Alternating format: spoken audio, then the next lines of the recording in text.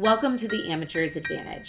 I'm Laura Ashley, a Grand Prix dressage trainer and gold medalist rider, here to share the tools and principles that help riders and horses work in harmony no matter your discipline.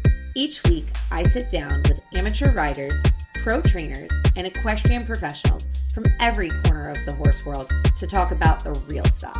Training struggles, mindset shifts, breakthroughs in the saddle, and how classical dressage can make us all better horsemen and women. Think of this as your tack room talk, your post-lesson debrief, and your barn family between rides. Let's get into it. Our Ashley Dressage has categorized these for me in a beautiful way. So we've got contact, confidence, leg position, hips, canter, balance, trot, transitions, flying changes, and other.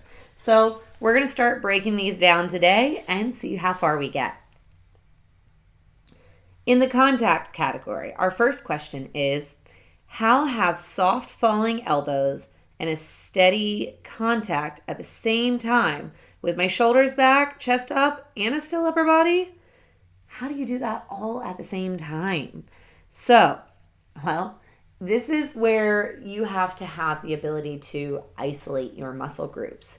So I have a hip hop dance background. I was never a star dancer, but I sure do enjoy it still to this day. And so if you think about the way that they can keep parts of their body soft and then firm up and isolate and pop others, that's kind of what we have to do with our body when we're riding. So we have to know which pieces of us need to have muscular integrity and which pieces need to have softness. So we're going to start from the top and work our way down. So our neck is soft, but our chin is up. Our shoulders are down, but they're engaged back. Our tricep is hanging beside our body, but there's a little bit of integrity on the back of your arm, feeling that it stabilizes. Our elbows are down low, sinking towards our belt loops. Our forearms are soft. Our wrist is soft. Our fingers are gently but clearly closed so that we can maintain consistency to our contact. Our chest is broad and opened, but not so much that it causes an arch in our lower back. Our lower back is flat and filled, and our core is pressed out and taut. Our thighs are rotated inward with a light connection through the inseam of our pants and can vary in pressure if you need a half haul or if you need to allow your horse more forward. Our hips are open, supple, flexible, swinging. Our knees are not gripping. They are open. They are soft. Our calf is available, sometimes on, sometimes off, depending on the moment. Our ankles are flexible so that we can use them as needed against our horse's side, but that they're also not locked and then driving our leg out of its natural aligned position. So if we think through all the pieces of our body, there's going to be moments where we engage more and moments where we soften more, depending on what we hope to accomplish with our horse. But that's kind of the rough version of all the things that you need to do with your body in order to keep it in the right tension to receive in our connection. So we keep those soft falling elbows, but maintain our posture. On to question number 2 in our contact division here. How do we keep our hands still and our elbows bent without our reins getting too long? And then they had the mind blown emoji because of course. So when we think about our elbows, we want to think about them being attached as if they're sewn onto our waist.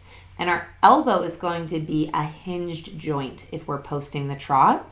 So as we go up, our elbow needs to open the angle a little bit so that our arm stays still relative to the horse's mouth rather than going up and down with our body. So when you rise, your arm will get a little bit straighter, and when you sit, your arm will get a little bit more bent. And so if we're able to keep our hands still relative to the horse's mouth rather than with our body, that should help to keep your reins a bit more consistent. Also, we need to keep our fingers shut on the reins. So I think about having my ring finger touch my palm. That makes sure that my hands, not death gripping, but also not open. It's very common that people try to be light by opening their bottom 3 fingers and letting the reins slip through and only pinching with the top 2. But a lot of my communication with my horses comes through my ring finger. So I carry the rein in that deep groove of my ring finger, and that's where I feel most of the communication. So a soft rein you would think would be really kind, so I don't want to pull. No, we don't want to pull. But an inconsistent rein doesn't tell a horse where the boundary is and where you'd like them to maintain their position. So then they're seeking down and then crashing into the bit, and then you're shortening up, and that inconsistency can be very frustrating to the horse. So a consistent rein, a consistent feel can actually be kinder than a soft feel that's variable for the horse. So by keeping your elbow more stable, your hand more gently closed, we should be able to keep our rein length closer to the same. On to question 3. Getting my horse on the bit. This is a big one to unpack, so we're only going to take a little sneak into it. So in order to have a horse on the bit, we don't want to pull them back onto the bit. We want to push them forward to the bit. So we're creating energy from behind, from our leg, our seat, and we're sending that energy up to the contact. From our seat and our leg, the horse pushes forward, and then they receive into that contact. When they find the bit, that is their boundary. And that's where they feel the half halt that says, hey, that's far enough. I don't need you to push beyond that. From there, it's up to the rider to have an elastic connection that's inviting to the horse. So if the horse hits the bit and it's rigid and tough, they go, ugh, well, I don't want to stay connected to her. That feels icky. It's not pleasant in my mouth. But if the rider has an elastic connection with supple arms and a soft wrist and playful, sometimes fingers that gently communicate to the horse, then the horse is more willing to have that conversation with the rider and connect to the contact. It's all about that elastic communication, and there's a million and one different ways you can use your fingers, your wrist, your arm, your posture to encourage that soft communication through the rein. But it all starts from the hind legs pushing forward to connect with the bridle out in front. Next, we've got question number 4. Just getting and maintaining contact. So on this one, we've got contact and we've got connection. To me, these are 2 different words. Contact is, I laid my hand on you, I have touched you, I have contacted you. We are in contact with each other because we have touched. Connection is that line of communication, that working in a symbiotic way together. And so the first step in getting connection is getting contact. So first you have to be like, hey, I'm here. And then once you're there, then you can start to flow together. So when I pick up the phone and I dial somebody's phone number and they answer the line, we've now made contact. When we start to relate to one another and have this deep conversation, that's a connection. And that's what I'm looking for with my horse. So step 1, though, is to contact them. So I look first for, can you maintain a steady feel through the reins on both sides of the bit? And your hands are still enough and also adaptable enough that you don't get bounced off the contact, that you don't end up yanking on the rein for balance or with a big loop in the rein where you've dropped the horse on one side or the other. When you've mastered being able to maintain that steadiness of the rein, then we can move on to connection and get that more supple, elastic feeling. All right, guys, we're moving on to the next one. We've got how to hold my hands soft when my horse is really heavy on the front. So for this one, you cannot pull against something that is not there. So one of your options is to give. And you might go, oh, but if I give, he's going to fall. Yep. Yeah, he might. And then he's going to realize, oh, shoot, she's not there for me to balance on. I guess I'm going to have to pick myself up and find what we call self-carriage, because the horse becomes reliant on this dead weight where you're just kind of leaning on each other all the time. And so we have to be the smart ones. We have to break that cycle and do a quick release that says, I'm not here to hold you up. And then we come back to our position. So if you release and just stay out there, the horse is then going to topple into that space and stay down even further. But if you soften and then take again, then the horse is going to feel that interruption and go, whoa, oh, the balance shifted and you're not there anymore. Oh, but you're back. Okay, maybe we try this again a little lighter with each other. So when your horse gets too heavy into that contact, an intermittent drop and then refine that feeling will help to lighten that connection. That could be as far as an uber strike and forward, where there's a true release of your elbow and you're reaching forward towards the bit, or it could be as much as a softening of your fingers and then a closing of your hands. The degree of which you need to give and come back varies based on how it's feeling between you and horse and how far things have gotten into that heavy leaning state. Hopefully we can keep it to a minimum, and then it's just those small corrections. Let's see what else we've got here. All right, this one here asks about steady hands with a following elbow. Help! So to keep a steady hand, we need to understand how the horse is moving. So in the walk and the canter, the horse's neck undulates. It moves front and back and a little bit down with the natural stride. It's supposed to do that. Now, if your horse's head is bobbing in the trot, that means it's lame. That's not good. In the trot, the horse is supposed to stay steady and maintain the level of their head naturally. So in the trot, our hands are going to stay fairly still. If we're sitting the trot, there's really not that much to do at all. If we're posting, we had just talked about how the elbow has to give a little when you rise and sit, so that your hands feel like they're balanced on a coffee table out over the pommel, and you're rising with your hands pressing up off of that so that they stay stable and relative to the horse's bit.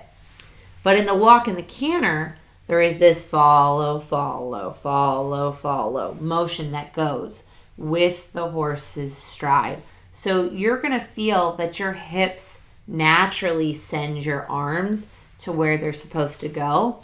And you can note that the horse's head nods down, down, down, down in this rhythmic way. And when the horse's head starts to nod down, you're supposed to gently, barely, little bit give forward. And that give isn't a give to the point that there's a loop in the reins. It's just enough to allow the natural motion. Now, if you want your horse to be in an extended walk or a free walk, you might give quite a bit to allow. But if you're riding a collected walk, it might be very subtle because there's not that much going on in the shape of the body changing. They're staying more up and a bit more still, though there's still that really subtle follow. The same could be said for the difference between, say, your pirouette canter and your extended canter. There's a lot more following to stay consistent with the motion. So understanding the undulation of the neck that follows naturally in that walk and the canter should help your following mechanics. We'll see what else we've got here in the contact section for today. Here we've got the question, how do I get my horse to reach for the bit? He's often behind the vertical. So it's not always because of the rider pulling back that the horse goes behind the vertical. Sometimes the horses do actually feel more comfortable based off their conformation or their previous training or a lack of strength carrying themselves there. And we do want the horse to have the nose on or in front of the vertical and the poll carried at the highest point. But sometimes they're not so willing to go out to that spot. I grew up on Arabians and came from the main ring hunter pleasure scene, and those horses are often very hypermobile in their neck, and so it's easy for them to curl and hide behind. Also, the way that some of the training is done with the martingales or the stronger bits, the horse is taught to back off the contact and to hold a frame or a headset instead of seeking the bit and going to the contact. So those factors can all make it very difficult to suggest that a horse reaches for the bit. One thing I like to do to encourage a horse to go out to the contact who's maybe a little reluctant to touch it is first I take the tempo of my gait back just a little bit slower than what I desire as my correct tempo, because then when I close the leg and I press them forward, they'll end up at the correct speed instead of rushing. Because what happens is if we rush, then I'm going to be tempted to take back and they're already hidden. And I want to encourage the horse to press towards the bit and take the hand. Having a softness to the hand, but also a steadiness helps them to follow it forward. So if your rein is vacant and they are vacant, then nobody's touching anybody and there's no place to start from. So you have to be able to touch them somewhere in order to communicate with them. And then once you have some version of touching them, then you can close your leg and start to say, please go this general direction. So the other thing that can work is just letting them have that freedom of there's no gadgets, there's nothing restricting you. I am giving you the space and I'm riding you from my seat and legs, and I'm trusting that my reins aren't necessary for me to direct you, and I'm going to chuck you away and let you find your own body. And sometimes the horse will start to explore like, oh, there actually is extra space and I could go out there and I can find my own balance. And they'll realize on their own that there is no restriction and then start to reach more towards the contact. So the last one that we have for today says that this person accidentally ends up pulling on their inside rein. So this whole concept of inside leg to outside rein can be very confusing when you're starting your dressage journey. I distinctly remember the first time that I learned this concept. I was riding my Arabian Kira and I was in a lesson and the trainer told me to use my outside rein to turn the circle. And I was 110% convinced that that would make her go the other direction and turn around. And she told me that I had to circle around the fresh pile of arena sand that they had just delivered. And I wasn't allowed to leave that circle, and I had to go around and around and around the sand pile until I figured out how this inside leg to outside ring thing worked.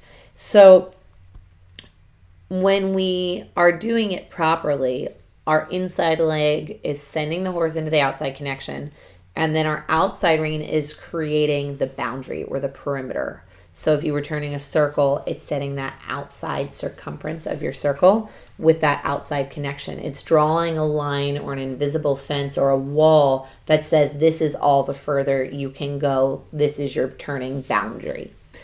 Your inside rein can help to keep the horse soft, supple, create a little inside flexion intentionally at times, but it is not your primary aid ideally. And what often happens is your horse might miss the cue to turn. Maybe you forgot to turn your hips, or your shoulders thought that they were facing around the corner, but really they were rotated to the outside. And now there's the corner and you are out of space and you're going to end up jumping out of the arena if you don't do something about it right now. And so you grab your inside rein and you pull, and then your horse turns its head. But what happens is when they turn their head, their shoulder might still be going out of the arena, even though their neck is looking sideways. Horses have an amazing ability to rubberneck when you're trying to turn. And so learning that your legs are actually the primary aid in order to direct your horse around the arena and steer, and that your hands are supplemental. They're there to shape the final picture, but not to be the primary director of where it's going.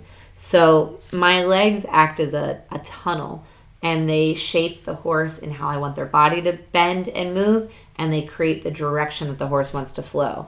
When my legs are doing a good job and my seat's doing a good job of saying this is a boundary, I'd like you to move away from it, then my reins can become almost obsolete. And, they're just there to help refine the picture. So you need your outside rein to set that boundary for the perimeter, and then your inside rein can become playful and soft and light and give a little bit of a modifying cue. But as you learn to trust that your legs in your seat have the ability to control your steering, you'll move away from using that inside rein so often. So for today, that is going to be our list. We have worked our way through all of your connection questions, and next time we'll come back and look at the rest. So stay tuned if you want to hear more about confidence, leg position, hips, canter, balance, trot, transitions, flying changes, and more. We'll be going through the rest of these questions in weeks to come, and if you submitted one, yours will be coming too. That's it for today's episode of The Amateur's Advantage. I hope all these connection tips help you in your riding journey, and we'll see you next week. Thanks so much for joining us today. That's it for this episode of The Amateur's Advantage. If you found something helpful, share it with a barn friend, subscribe wherever you listen, and leave a review. It helps more riders to discover the show and join our equestrian community. Don't forget to follow Laura Ashley Dressage on Instagram and other social media channels for more tips, behind-the-scene content, and updates on future episodes. Join us next week as we continue to unpack real-life training challenges, mindset shifts, and how classical dressage principles can help solve problems for riders and horses of all disciplines.